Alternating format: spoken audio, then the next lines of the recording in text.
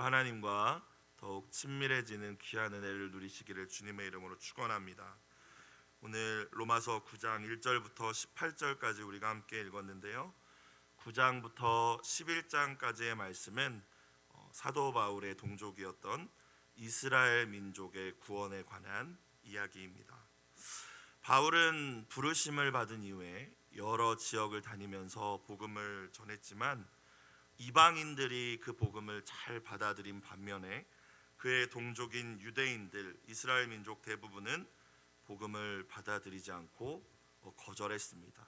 심지어 그를 핍박하고 죽이려고까지 했다라는 것을 우리는 이제 사도행전과 같은 말씀을 보면서 알 수가 있죠.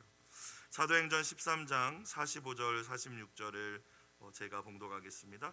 유대인들이 그 무리를 보고 바울이 이제 전도하니까 사람들이 모여들었거든요. 많은 사람들이 이제 그 무리를 보았다라는 거예요. 시기가 가득하여 바울이 말한 것을 반박하고 비방하거늘 바울과 바나바가 담대히 말하여 이르되 하나님의 말씀을 마땅히 먼저 너희에게 전할 것이로되 너희가 그것을 버리고 영생을 얻기에 합당하지 않은 자로 자처하기로 우리가 이방인에게로 향하노라 라고 이야기합니다.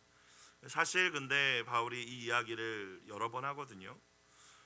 내가 너희가 아니라 이방인에게로 가서 복음을 전하겠다.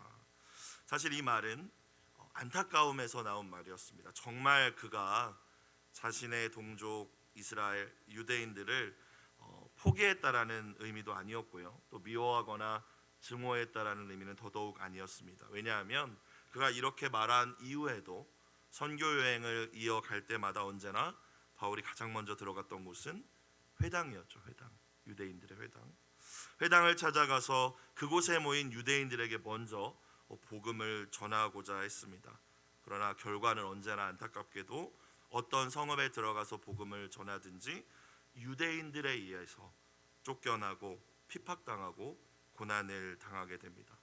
그럼에도 그의 마음속에는 언제나 이 복음을 거부하는 이 자기 민족에 대한 안타까움과 절박함이 있었던 것 같습니다. 오늘 말씀도 그래서 그렇게 시작됩니다. 1, 2, 3절까지 볼까요? 내가 그리스도 안에서 참말을 하고 거짓말을 아니하노라. 그리스도 안에서 참말을 한다. 예수님이 지금 내가 하는 말의 증인이시다. 이런 의미입니다. 나에게 큰 근심이 있는 것과 마음에 그치지 않는 고통이 있는 것을 내 양심이 성령 안에서 나와 더불어 증언하노니. 또 다시 반복하죠. 성령님이 지금 내 마음에 근심과 고통이 있다라는 이 사실에 함께 나와 함께 증언하고 계신다. 바울의 진심이라는 거예요. 이 진심을 애절하게 표현한 것입니다. 내 안에 정말 큰 근심이 있다. 내 안에 지금 그치지 않는 해결되지 않는 고통이 있다. 자, 3절 볼까요?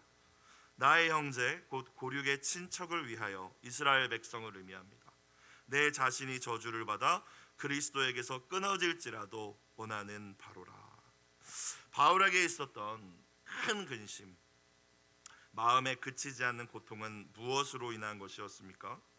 이방인들을 향한 선교는 활발히 계속해서 이루어지고 물론 어려움은 있었지만 그 가운데에서도 유대인들에 비하면 이방인들을 향한 선교가 계속 확장되어 가고 있었던 반면에 자신의 동족인 이스라엘 민족 유대인들은 가는 곳마다 계속해서 복음을 거부할 뿐만이 아니라 이제 복음을 전하는 이들을 핍박하는 일을 하고 있었던 것이죠. 이 구원의 지금 길로 오지 못하고 있는 이 동족들의 모습이, 유대인들의 모습이 지금 너무나도 안타까운 바울의 심정이 나타나 있는 말씀입니다. 3절 말씀을 다시 보시면 그들이 복음을 받아들여서 구원에 이를 수 있다면 나는 그리스도에게서 끊어진다 해도 괜찮다. 마치 구약의 모세가 하나님께서 이스라엘 백성을 다 멸하신다고 말씀하실 때 하나님 저들을 용서해 주옵소서, 아니면 생명책에서 나를 지워 주옵소서. 이 기도와 많이 닮아 있는 기도죠. 그러니까 정말로 내가 그리스도에게 끊어져서 지옥 가기를 원한다라는 의미가 아니라 하나님 제발 내 동족을 향한 구원을 이루어 달라는 사랑과 열정의 표현인 줄로 믿습니다.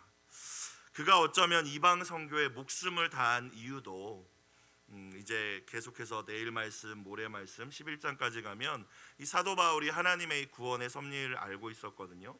이방인들의 충만한 수가 차고 나면 이스라엘도 결국 구원될 것이라는 것을 알고 있었어요.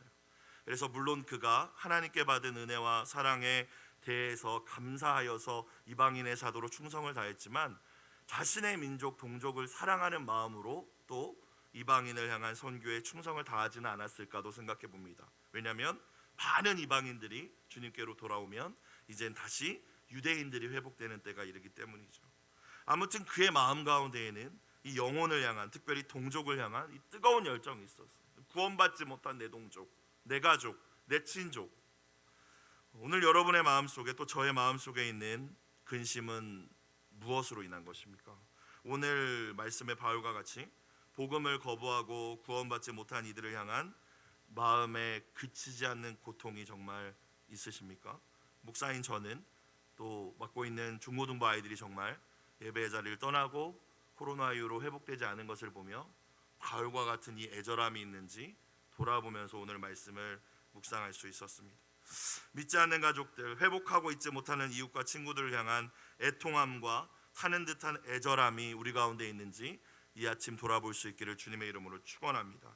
아니면 그저 우리의 근심이라는 것의 수준이 내 마음대로 내 일이 풀리지 않아서, 또는 내가 사놓은 주식이나 땅값이 떨어져서 그 정도 수준의 우리가 근심에 머물러 있다면 오늘 말씀을 통하여서 더욱 성숙한 믿음으로 나아갈 수 있기를 주님의 이름으로 축복합니다.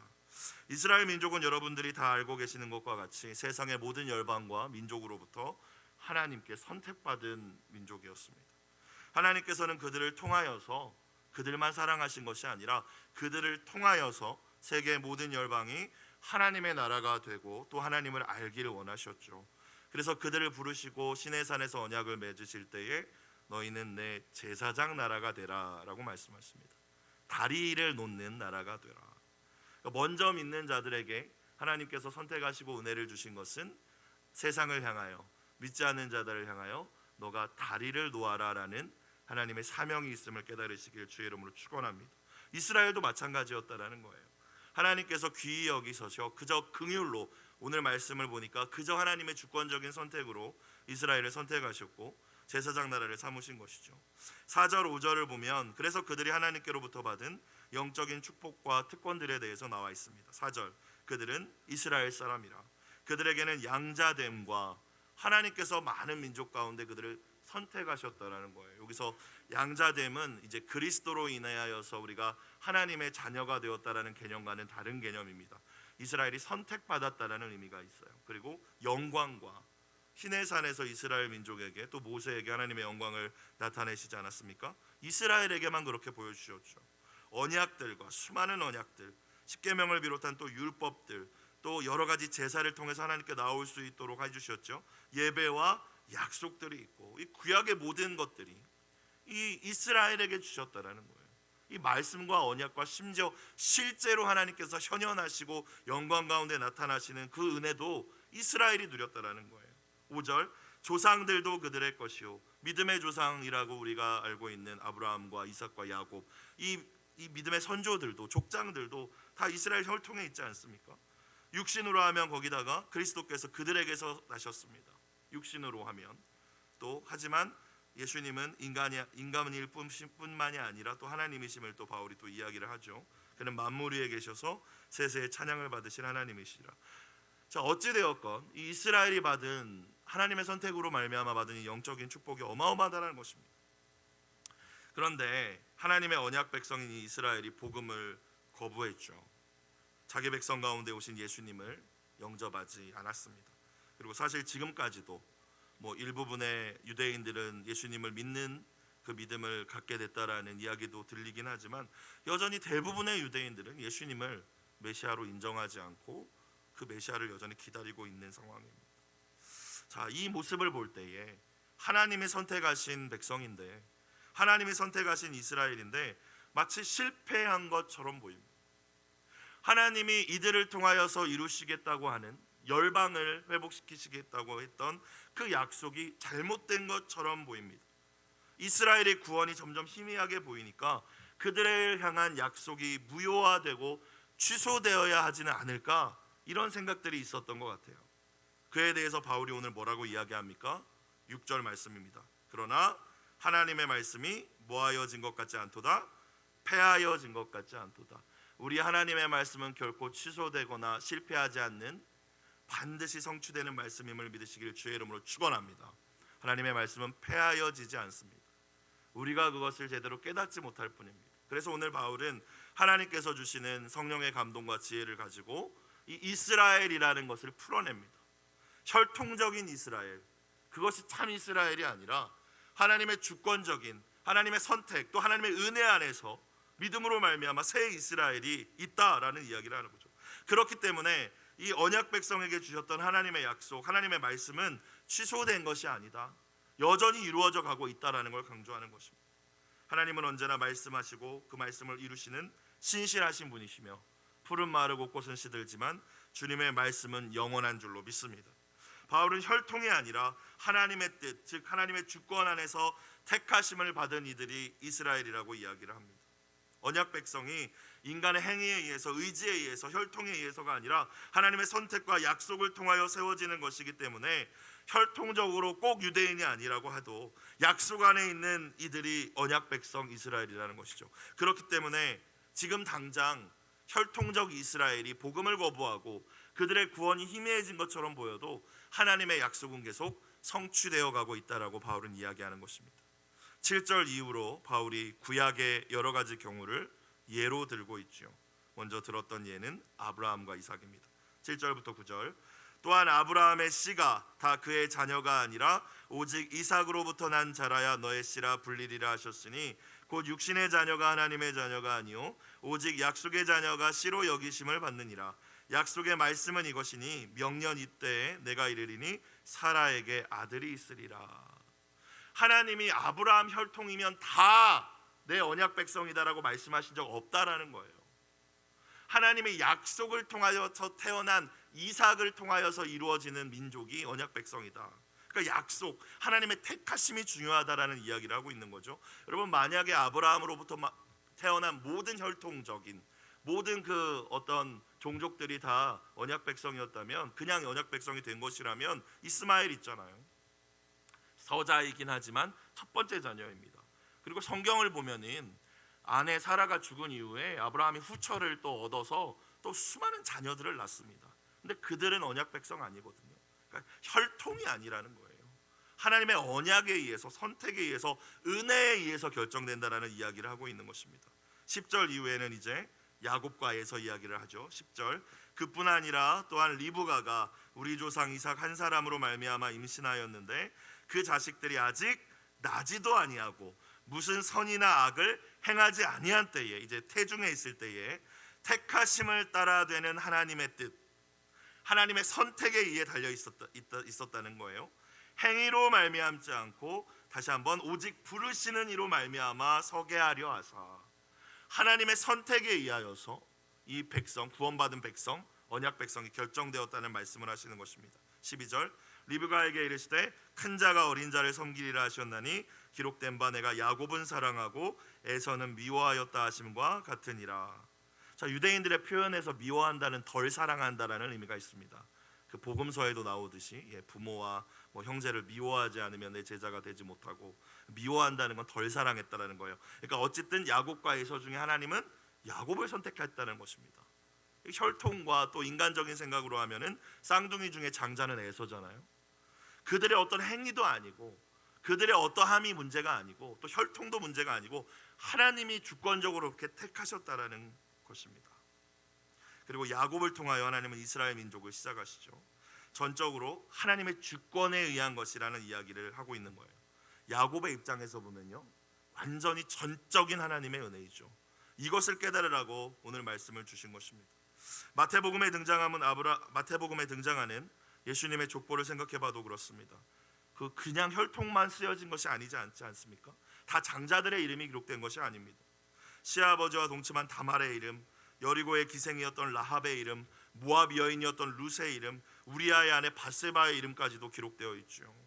사람의 의지나 행위나 혈통이 아니라 하나님의 주권과 전적인 은혜로 하나님의 나라를 세워가시는 분이 우리 하나님이심을 깨달으라라는 말씀인 줄로 믿습니다. 자, 그래서 14절 바울이 뭐라고 해요? 그런즉 우리가 무슨 말을 하리요? 하나님께 불의가 있느냐? 불공평함이 있느냐? 그럴 수 없느니라 라고 이야기합니다. 혹시나 마음 가운데 이 말씀을 들으시다가 하나님 왜 차별하시지? 하나님 왜 야곱을 선택하시고 에서는 그럼 어떻게? 이런 마음들을 우리가 마음속에 들 수가 있죠. 여러분, 근데 사실 그건 우리의 위치를 모르기 때문에 오해하는 것입니다. 여러분, 지혜는 위치를 아는 것으로부터 시작됩니다. 모든 인간은 하나님으로부터 다 멸망받아 마땅해야 되는 거예요. 하나님께서 긍휼을 베풀어 주셨기 때문에 저와 여러분이 지금 이 자리에 있는 줄 믿으시길 주의 이름으로 축복합니다. 하나님의 주권에 대해서 문제를 제기할 수 없는 존재라는 거예요. 마치 토기가 토기장이에게 왜 날 이렇게 빚으셨소? 왜 날 여기다 쓰셨소? 라고 말할 수 없는 것과 같다라는 것입니다. 소돔과 고모라처럼 불과 유황으로 멸망받아 마땅한 이 악하고 패역한 세대 가운데서도 저와 여러분에게 오늘 하루 기적을 선물로 주신 것 자체가 하나님의 긍휼임을, 하나님의 선택임을, 하나님의 은혜임을 기억할 수 있는 이 아침이 되시길 주님의 이름으로 축복합니다. 15절, 모세에게 이르시되 내가, 주권적인 선택은 하나님이 하시는 거예요. 내가 긍휼히 여길 자를 긍휼히 여기고 불쌍히 여길 자를 불쌍히 여기리라. 출애굽기 33장을 인용한 말씀인데요, 금송아지 사건 이후에 하나님께서는 거기에 가담했던 일부를 처벌하셨지만, 그들을 레위 지파를 통하여서 처단하셨지만 다 쓸어버리시진 않으셨죠. 그리고 하신 말씀입니다. 모세에게 하나님의 긍휼이 임했다라는 거예요. 그렇기 때문에 피조물인 저와 여러분, 우리들이 간구할 때 그저 하나님 앞에서 드릴 수 있는 간구는 무엇이겠습니까? 주님, 저를 불쌍히 여겨 주옵소서. 그렇게 겸손하게 주님 앞에 간구해야 된다는 것이죠. 실제로 교부 시대에는 이 말만 반복하는 기도가 있었다고 해요. 여러 가지 말들을 하나님 이것도 해주시고 마치 하나님을 조종하려고 하는 것이 아니라 주님, 나를 불쌍히 여겨 주옵소서. 오늘 부른 찬양처럼요, 우리를 불쌍히 여겨 주옵소서. 그리고 듣는 거죠. 주님이 뭐라고 말씀하시는지. 우리가 할 일은 그저 아무 조건 없이, 사실 이 말씀이 임했기 때문에 우리 이스라엘 백성 아니잖아요, 여러분. 우리 뭐 완전 거리상으로도 뭐 역사적으로도 아무 관련 없는데 하나님께서 저희를 선택해 주신 것이지 않습니까? 중국도 있고 일본도 있었어. 역사적으로는 복음이 그들이 먼저 들어갔습니다. 그러나 하나님 우리를 선택해 주시고 특별히 이 작은 대한민국에 특별한 은혜를 주신 줄로 믿습니다. 우리가 해야 될 일은 감사할 따름인 것이죠. 하나님 은혜 너무 감사하다. 겸손히 그분과 동행하는 것, 그것이 마땅히 하나님의 백성이 해야 할 일인 줄로 믿습니다. 16절, 그런즉 원하는 자로 말미암음도 아니요, 누가 사람이 의지로 뭘 원했기 때문에 이루어진 것도 아니요, 다른 박질하는 자로 말미암음도 아니요. 다른 박질이라는 표현은 노력했다라는 거죠. 아주 열심히. 인간의 노력으로 이 구원의 역사가 이루어진 것이냐? 그 인간이 원했기 때문에 이루어진 것이냐? 아니라는 것입니다. 오직 긍휼히 여기시는 하나님으로 말미암은 줄로 믿습니다. 여러분, 그래서 몇 주간의 이제 지난주, 지지난주의 말씀도 생각해 보면은 하나님과의 친밀한 사귐이 무엇보다 중요하다는 사실을 다시 한번 깨달아야 할 줄로 믿습니다. 내가 원하는 것을 이루는 것이 신앙이 아니라, 또 내가 그냥 목표를 세워놓고 열심히 하는 것이 하나님이 원하시는 삶이 아니라 주님 안에 거하는 것이 우리의 인생의 목적이 되어야 할 줄로 믿습니다. 하나님께서 주권자라는 것입니다. 하나님의 뜻대로 이루어 가시는 겁니다. 내가 원하는 대로 조정을 하는 것이 아니라, 큰 퍼즐 있잖아요, 애들이 맞추는 거. 하나님 나라가 이게 완성이 하나님이 퍼즐을 맞춰 가시는 분인데 나는 거기에 작은 퍼즐 하나 같은 존재일 뿐인 거죠. 내가 놓여 있어야 될 자리에 놓여 있어야 되는 거예요. 하나님의 손에 나를 맡겨드려야 되는 것이죠. 우리의 기도가, 하나님 내가 무엇 하기를 원하십니까? 오늘 내가 하나님과 어떻게 동행하기를 원하십니까? 그런 기도가 되어야 할 줄로 믿습니다. 우리의 마음에 원하는 욕심으로 이루어지는 것도 아니고, 우리가 그저 열심히 한다고 이루어지는 것이 아니라고 말씀을 하십니다.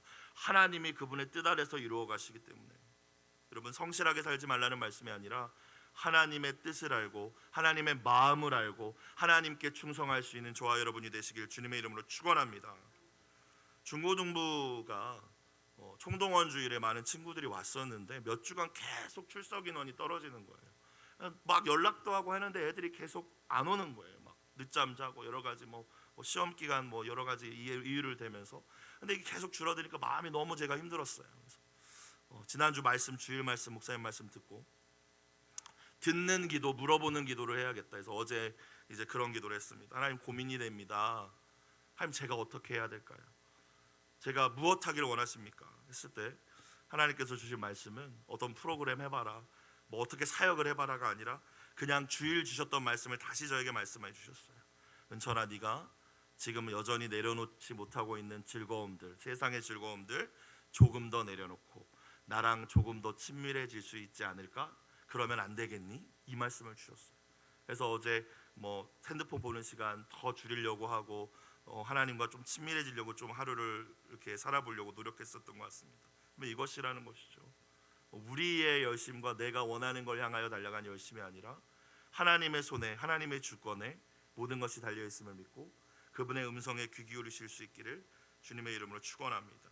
나를 향한 하나님의 계획, 오늘 아버지 하나님의 마음이 어떠하신지를 아는 것이 중요하다는 거예요. 17절, 성경이 바로에게 이르시되 내가 이 일을 위하여 너를 세웠으니 곧 너로 말미암아 내 능력을 보이고 내 이름이 온 땅에 전파되게 하려 함이라 하셨으니.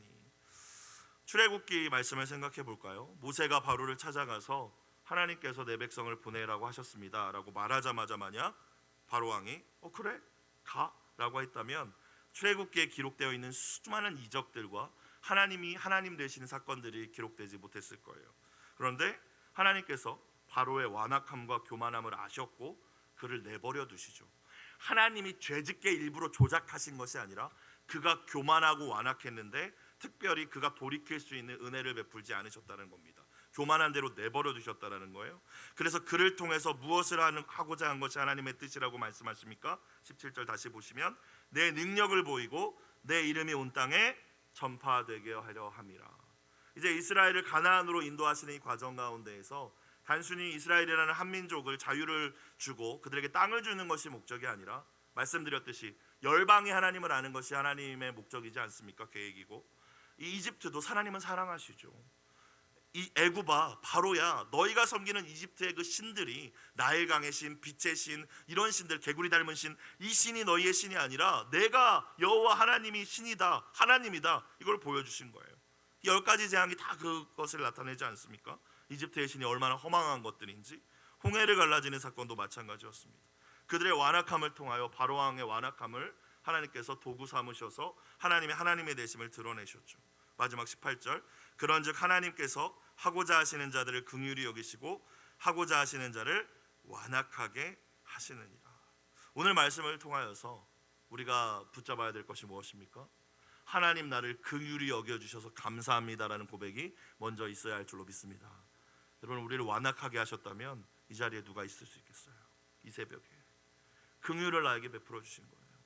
그리고 내가 사랑하는 이들이 아직도 고집부리고 주님께로 돌아오지 않는다면 하나님 긍휼을 베풀어 달라고 간절히 기도하실 수 있는 이 아침이 되시기를 주의 이름으로 축원합니다. 모든 것이 여러분 하나님의 주권 아래에 있습니다. 하나님 나라를 위한 선한 도구로 쓰임 받을지 바로 왕과 같이 악한 도구로 쓰임 받을지도 하나님의 손 아래에 있습니다. 그러나 성경을 볼 때 하나님은 언제나 겸손한 자에게 은혜를 주셨음을 기억하실 수 있기를 축원합니다. 아합 왕같이 악한 왕이라 할지라도 엘리야가 한 경고를 듣고 두려워하며 겸비했을 때 하나님께서 그를 긍휼히 여기셔서 그의 시대에 재앙을 내리지 않으셨다라는 말씀이 있습니다. 그렇기 때문에 우리가 해야 될 일은 언제나 하나님 왜 그러셨어가 아니라 하나님의 주권을 언제나 인정하고 겸손히 주님의 긍휼을 구하는 것이 마땅한 주님의 백성의 태도인 줄로 믿습니다. 우리가 사랑하는 이들 가운데 은혜를 거부하는 완악한 자들을 위하여서 그들의 죄를 대신 짊어지고 오늘 바울의 마음을 가지고 회개하는 중보자가 되어 하나님께서 긍휼을 베풀어 주시기를 포기하지 않고 간구해야 할 줄로 믿습니다. 앞서 말씀드렸듯이 이 나라 이 민족 대한민국에 베풀어 주신 하나님의 은혜와 긍휼 또한 생각해야 됩니다. 복음이 먼저 들어간 나라들은 중국, 일본이었지만 하나님께서 이 민족에게 폭발적인 은혜를 주셨습니다. 우리만 사랑하시고 다른 세상 나라를 미워하신다라는 의미가 아니라 이스라엘을 선택하셨듯이 이제는 우리를 통하여 여러분 한 분 한 분과 이 한국교회를 통하여서 열방을 회복시키고자 하시는 하나님의 계획이 있음을 깨달으실 수 있기를 축원합니다. 그리고 그 사명을 위하여 오늘 하루도 주님과 동행하며 우리에게 맡겨주신 사명을 충실히 감당해 나가야 할 것입니다. 오늘 공동체 기도 제목 매일 성경에 보니까요, 긍휼히 여기시는 하나님의 사랑을 찬양합니다. 동족의 구원을 위한 사도의 마음을 배우게 하소서. 이 기도 제목 가지고 기도하시고 승리하시는 여러분들이 되시기를 주님의 이름으로 축복합니다. 기도드리겠습니다. 사랑과 은혜가 풍성하신 하나님 아버지, 아무 자격 없는 저희에게 그저 긍휼을 베풀어 주셔서 복음을 통하여 하나님 나라 백성을 삼아 주시고 넘치는 축복을 허락하여 주심에 감사를 드립니다. 하나님, 저희가 언제나 이 하나님의 은혜를 기억하며 교만하지 않게 하여 주시고 겸손히 하나님과 동행하여 우리에게 주신 제사장 나라의 사명을 감당하는 하나님의 참 이스라엘 언약 백성들이 다 되게 하여 주시옵소서. 동족의 구원 문제를 위하여 근심하며 고통스러워했던 바울의 그 마음이, 그 심장이 우리 안에도 있게 하여 주시고 나의 사랑하는 가족들, 이웃의 영혼 구원을 위하여 오늘도 하나님의 긍휼을 구하며 간절히 기도하게 하여 주시옵소서. 드려진 예물을 흠양하여 주시고 눈물로 함께 드린 기도에 주님 선하게 응답하여 주시옵소서. 예수님의 이름으로 기도드리옵나이다. 아멘.